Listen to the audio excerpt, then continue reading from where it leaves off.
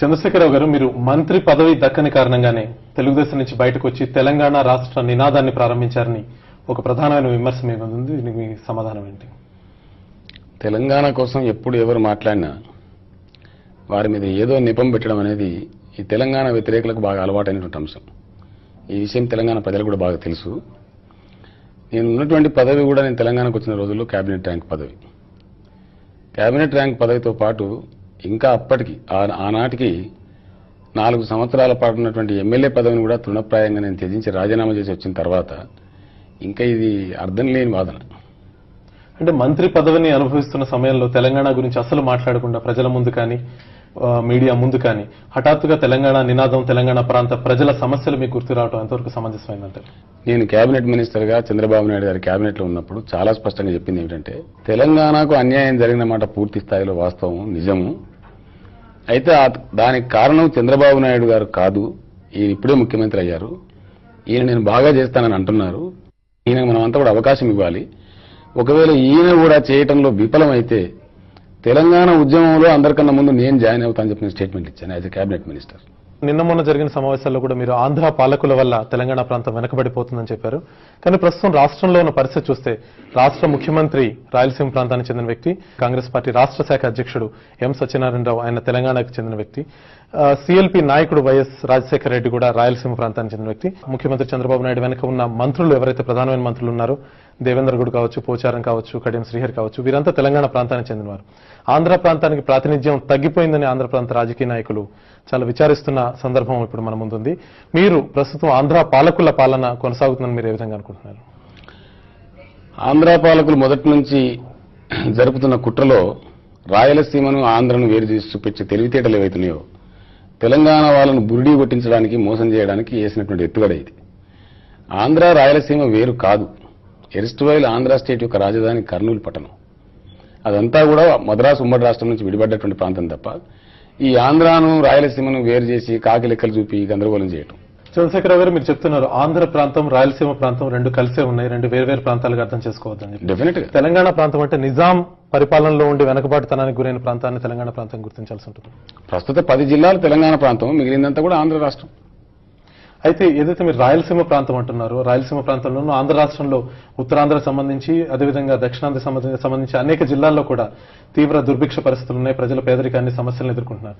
వీరి సమస్యల పరిష్కారం ఏంటి? వీరి సమస్యల పరిష్కారం కూడా ప్రత్యేక రాష్ట్రం గురించి మాట్లాడటం, అదేవిధంగా రాయలసీమలో అనంతపురం జిల్లా లాంటి జిల్లాలు ఎడారిగా మారిపోతున్న పరిస్థితి మన ముందుంది. ఈ అనంతపురం, ఈ రాయలసీమ ప్రాంత వాసులు కూడా మాకు ప్రత్యేక రాష్ట్రం కావాలని కోరటం సమస్య పరిష్కారం మీరు అనుకుంటున్నారు? తెలంగాణకు సంబంధించి ఇక్కడ ఉన్నబడేటువంటి వెనుకబడ్డతనం గురించి, రాయలసీమకు సంబంధించి లేదా ఉత్తరాంధ్రకు సంబంధించి అక్కడ ఉన్నటువంటి వెనుకబడ్డతనం గురించి అసలు పోలిక లేదు. తెలంగాణ వెనుకబడ్డ ప్రాంతం కాదు, వెనుక పడేయబడ్డ ప్రాంతం, వివక్షకు, నిర్లక్ష్యానికి గురి చేయబడ్డ ప్రాంతం. అందువల్లనే ఈరోజు తెలంగాణ రాష్ట్రం అడగడం అనేది చాలా సమంజసమైన విషయం. తెలంగాణ ఒక ఇండిపెండెంట్ స్టేట్ గా ఉండే, ఇదేం గొంతెమ్మ కోరిక కాదు లేదా కొత్తదని అడగటం లేదు. It was a state. ఉన్నటువంటి రాష్ట్రాన్ని రాష్ట్రాల పునర్విభజన పేరిట ఆంధ్రాలో కలిపారు. కలిపినాడు పెట్టినటువంటి ఏ పెద్ద మనుషుల ఒప్పందం అయితే ఉందో అందులో ఒక సెంటెన్స్ గాని, ఒక వర్డ్ గాని ఇంప్లిమెంట్ కాలేదు. అందువల్ల తెలంగాణ ప్రజలు రాష్ట్రం కోరినంత మాత్రాన రాయలసీమకు రాష్ట్రం కావన్నా, ఆంధ్రకు రాష్ట్రం కావన్న వాదన it can never be compared like that. పార్టీగా అవతరించిన 11 నెలల్లోనే తెలంగాణ రాష్ట్ర సమితి బాగా బలహీనపడినట్టు కనిపిస్తుంది. ఇంతగా బలహీనపడడానికి కారణం ఏంటి?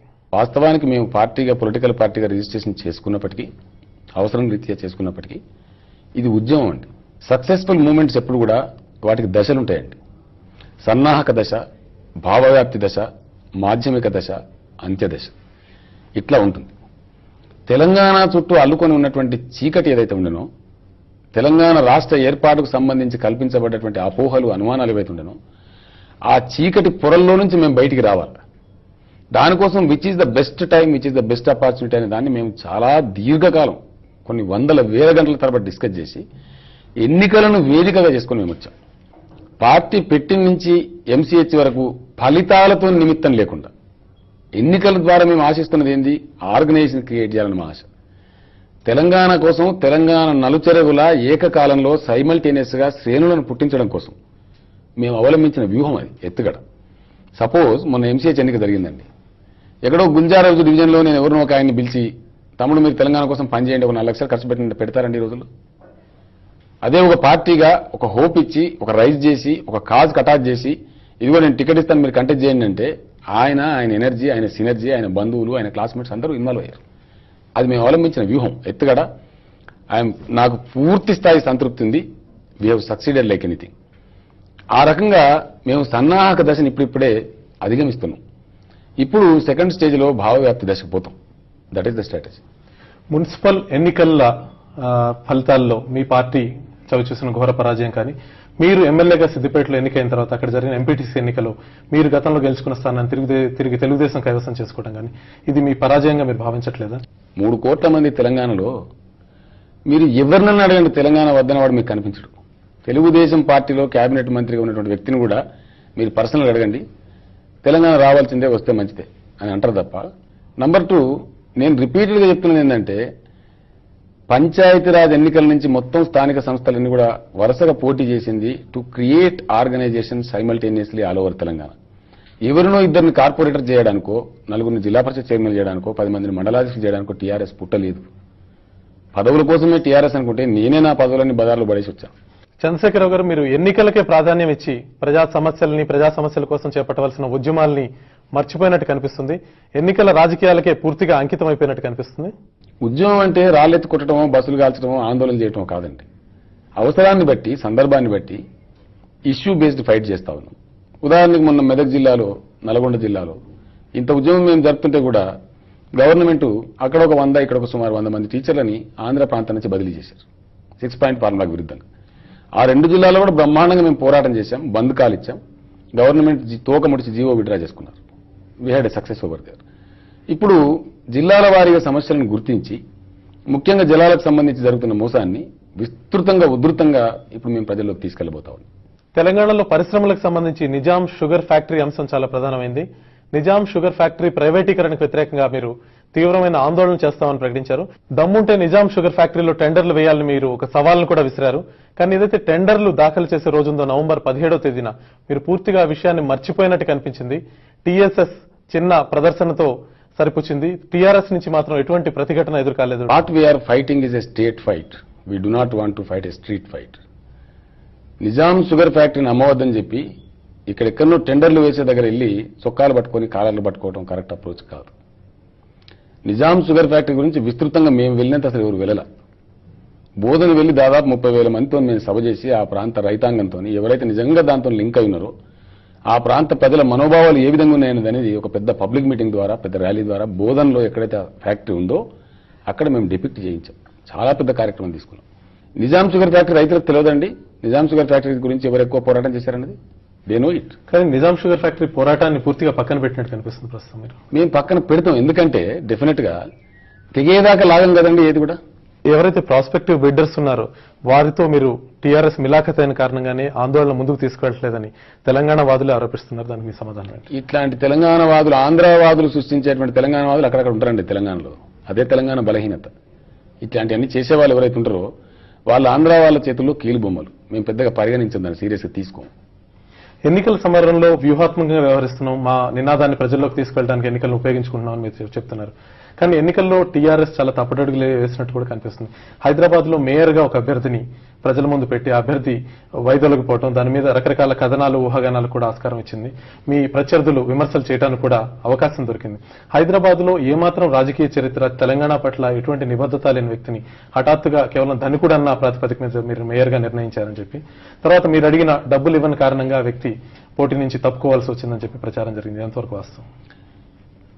అభ్యర్థి మధుసూదన్ రెడ్డి ఏ విధంగా వచ్చారో, ఏ విధంగా నిష్క్రమించారో ఈ రోజు హైదరాబాద్ లో ఉన్న ప్రతి రాజకీయ నాయకునికి తెలుసు.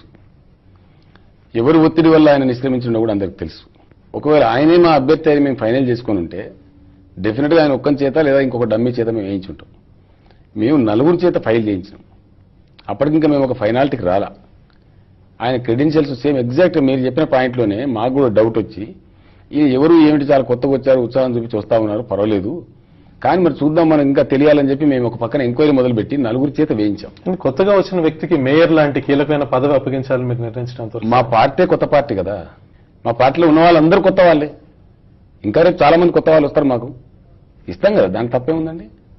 చంద్రబాబు నాయుడు గారు ఇయ్యలేదా విజయరామారావు గారికి ప్రజాదీవెన పేరిట? ఈరోజు మంత్రి కూడా ఇచ్చారు కదా. No one can blame like అంటే మేయర్ నిర్ణయ విషయంలో మీరు తప్పుడడుగు వేశారని మీరు అనుకోవట్లేదు? That question does not arise. I never take decision alone.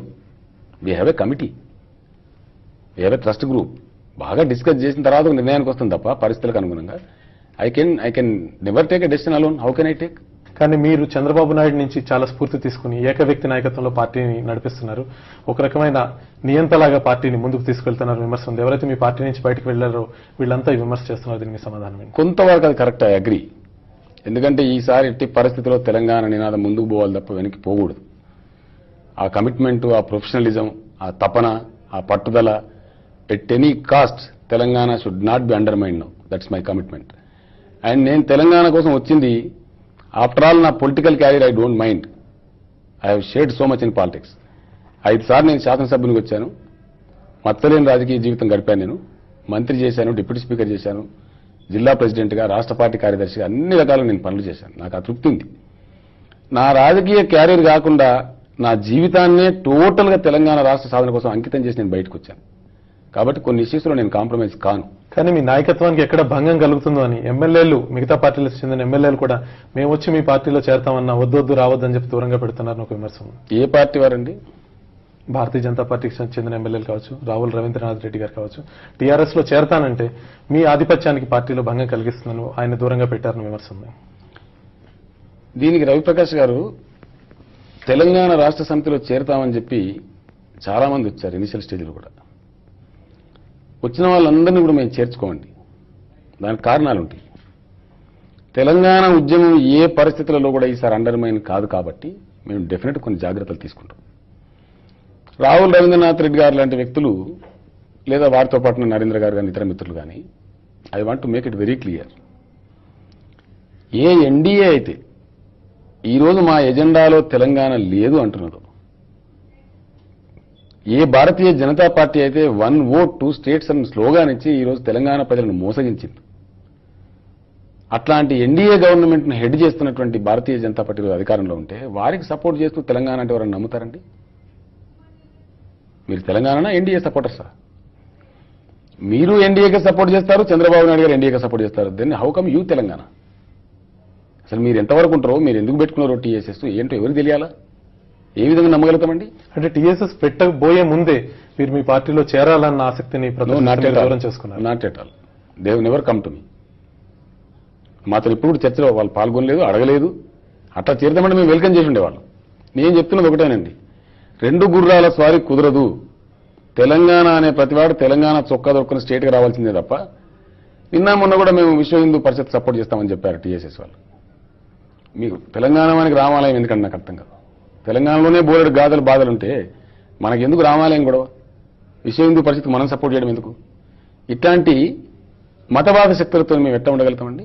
లౌకికవాదం ఉంటే మేము సెక్యులర్ శక్తులతో వీ కెన్ జాయిన్, కానీ ఈ యాంటీ సెక్యులర్ ఫోర్సెస్తో వీ కెనాట్ జాయిన్. ఇప్పుడు ఒక చిన్న బ్రేక్.